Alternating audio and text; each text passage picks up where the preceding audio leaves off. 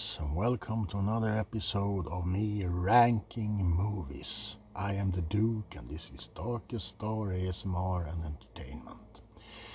So today we are going to rank werewolf movies.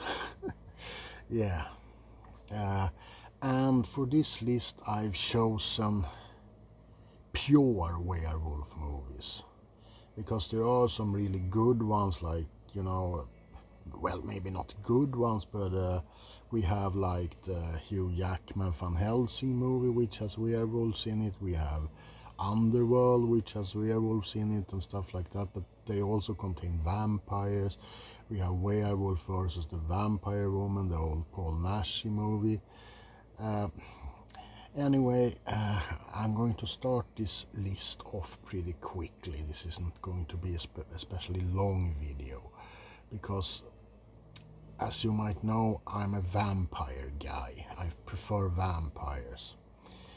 I never wanted to become a werewolf because it kind of seems painful. So yeah, we are going to start with a very silly werewolf movie.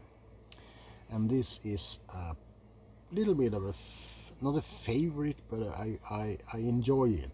This is My Mom's a Werewolf, starring Susan Blakely and John Saxon, actually. Nancy's dad from Nightmare on Elm Street. This is My Mom's a Werewolf, and it's a comedy about John Saxon dating a family's, the mother in the family, and the kids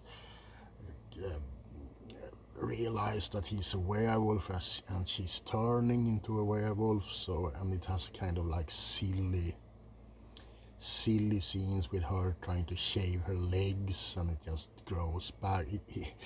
But it's a funny 80s movie, So yeah, and then I'm going to give you another pretty silly one that I don't own, but it's Teen Wolf with Michael J. Fox. Now that's not a horror movie at all.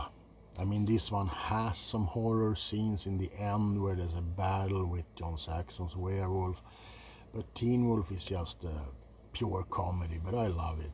It's fun. It has Michael J. Fox, and it has kind of like an upbeat feeling. Now, next one is also, this is a guilty pleasure, and it's The Howling 3, also called Howling 3 The Marsupials.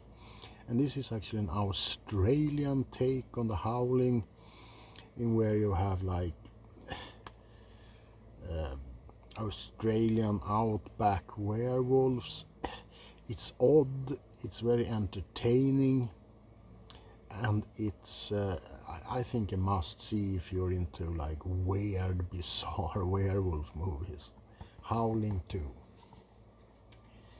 Next up on the list is one that I don't have either, but it's Ginger Snaps, about a teenage girl and her sister. The girl gets bitten by Ginger, her name is, gets bitten by a werewolf and starts to transform. If you haven't seen it, it's awesome. There's 3 parts, and they don't really have a connect. I mean, every movie is kind of like its own story. The last one takes place in the Middle Ages. So yeah, but Ginger Snaps is an amazing movie series, so I recommend it. And then we have The Wolfman with Benicio del Toro. This is a remake of the 1940s movie with Lon Chaney Jr. It also have Anthony Hopkins in it, and this is pretty decent, except for some very hokey CGI effects. Rick Baker, who made transformations in An American Werewolf in London, was doing this, but I don't know if they ran out of time, but for some reason they have kind of used CGI in some scenes and it doesn't look too good. But other than that, it's a pretty atmospheric werewolf movie. Then I have one that I don't have. I have a little list here where I wrote up movies I don't own but still are in my favorite list. And it's Dog Soldiers, a British werewolf movie about a gang of mercenaries who ends up in a cottage which becomes surrounded by werewolves and they have to like fight to survive. A really, really good movie. Since I don't have it, I don't remember who did it, who the director was, but Dog Soldiers, highly recommend it. Now, next up we have the original Lon Chaney Jr., The Wolfman. This is pretty old by now, and as you might know, but that doesn't take away from the eerie feeling and the atmosphere. Sorry. And Lon Chaney plays Larry Talbot, the guy who is cursed when he gets bitten by a wolf, so amazingly. And the special effects, even though they are dated, still works, I think. And it's a really masterfully made movie. I love The Wolfman. Also directed by George Wagner. Also stars Ralph Bellamy. Bela Lugosi is in it. I actually forgot that he was The Wolfman. Now we have 3 werewolf movies left on this list. So it's not a long movie list video. Sorry. Now I was a little bit, actually, I had a little bit of I didn't really know which one I was going to place first, but I guess this is how we're going to go. Third place is Joe Dante's The Howling, with special effects by Rob Bottin, starring Dee Wallace and John Carradine, actually.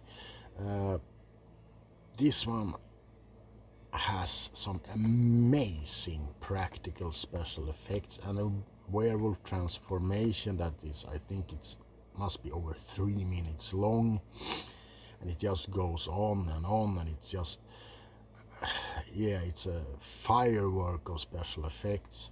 Unfortunately, the movie is a little bit slow in the first hour, but other than that, it's just an amazing movie. If you haven't seen The Howling, watch it.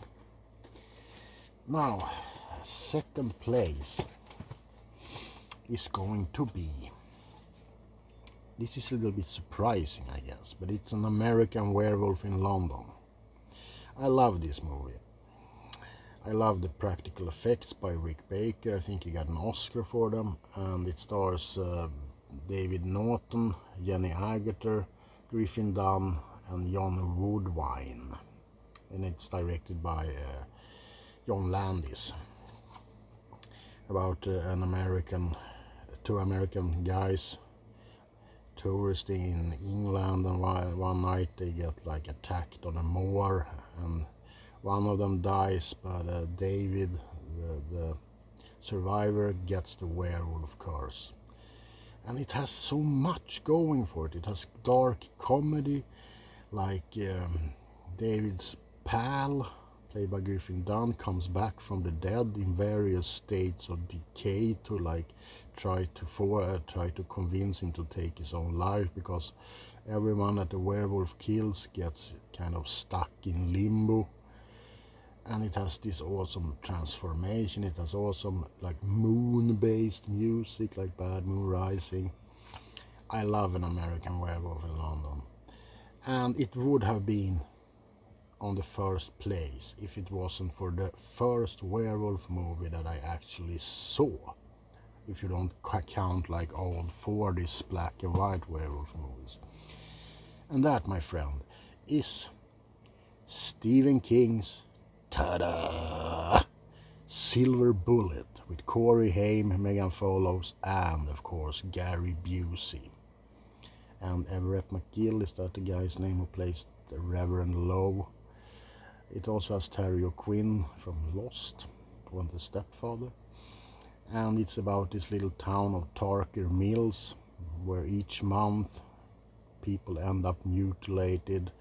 They think it's a madman, but it's actually a werewolf. And Marty, played by Corey Haim, He's wheelchair bound, but he starts to like suspect that the murderer is actually a werewolf, and he has his Uncle Red, played by Gary Busey, who makes an extremely enjoyable role in this one.